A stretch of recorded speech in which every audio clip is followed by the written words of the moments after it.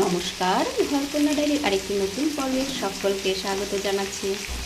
দেখুন, আজকে আমি সকালবেলা রান্না করার জন্য আসলাম। এখানে হচ্ছে পঞ্চমুখী ওল যেটা আছে সেটা, আলু আর কয়েকটা লাউয়ের ডাঁটা একসাথে তরকারি করব। আর এইদিকে বেগুন ভাজি করেছি। এইদিকে আমার ভাত হয়ে গিয়েছে, ভাতে গড় দিয়ে দিয়েছি। আর এইদিকে আমি বুটের ডাল সিদ্ধ করে রেখেছি, ওটার সাথে মৌসুম ভর্তাও করা আছে, ওটাও করবো ভর্তা। এটাকে দেখুন, পাঁচফোড়ন আর কালো জিরে ফোড়ন দিয়ে দিয়েছি। এবার এটাকে বেশ ভালো করে কষিয়ে নেব।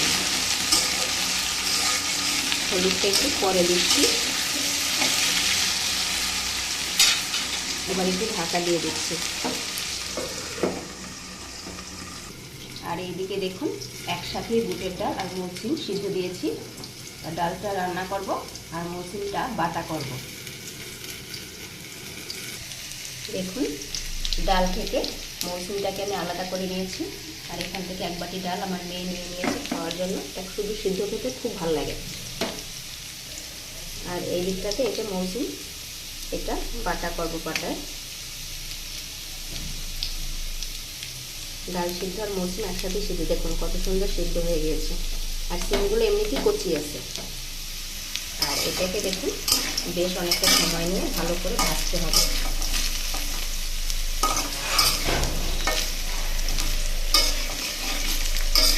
এরকম বিভিন্ন রকম সবজি একসাথে করে রান্না করে খেতে আমার কিন্তু বেশ ভালো লাগে, অনেকেরই ভালো লাগে এরকম।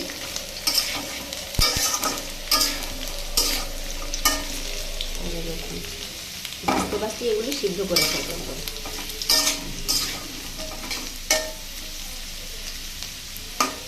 আরও একটু সময় ভাজবো। দেখুন, সবজিটাতে কিন্তু আমি লবণ আর হলুদ দিয়ে নিয়েছি। এবার এটাকে মিশিয়ে দেবো। মিশিয়ে আরেকটু সময় ভাজবো।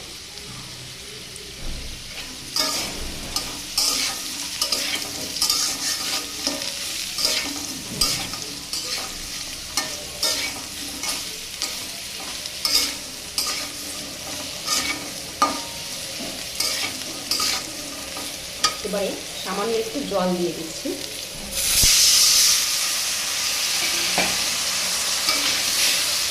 এই জলটা কমে গেলে তারপরে ঝোলের জন্য জল দেবো। এবার এটাকে একটু ঢাকা দিয়ে দেবো।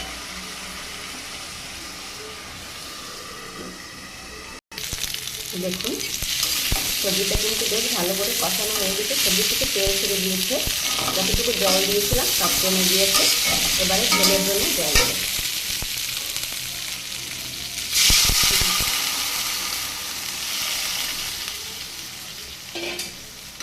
সবজি যেহেতু ভাজতে ভাজতে সিদ্ধ হয়ে গিয়েছে, তাই খুব বেশি জল লাগবে না, এইটুকুতেই হয়ে যাবে। যারা ঝাল মশলা খেতে পারেন না তারা এইভাবে করে খাবেন, বেশ ভালো লাগবে। অনেকেই আছেন এইভাবে খাবার খান।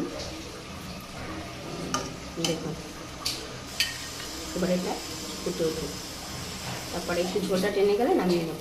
আর দেখুন, এই যে আমার তরকারিটা রান্না হয়ে গিয়েছে। এদিকে মৌসুমটাকে আমি হাতে মেখে নিয়েছি লবণ আর তেল দিয়ে। এটাতে সরষে বাটা দিয়েও করা যায়। আর এইদিকে ডাল রান্না হয়ে গিয়েছে। দেখুন, আজকে আমার এই কয় রকম রান্না সকালবেলা।